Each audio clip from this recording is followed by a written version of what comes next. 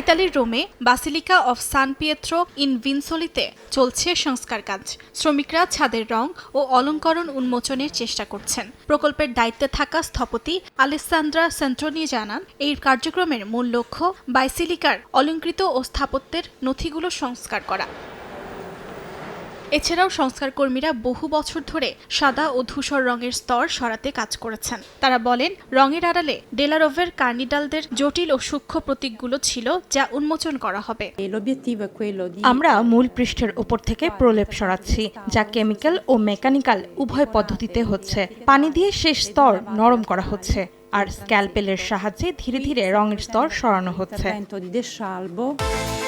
বিকাশ পেমেন্টে 10,000 টাকার বেশি অফার।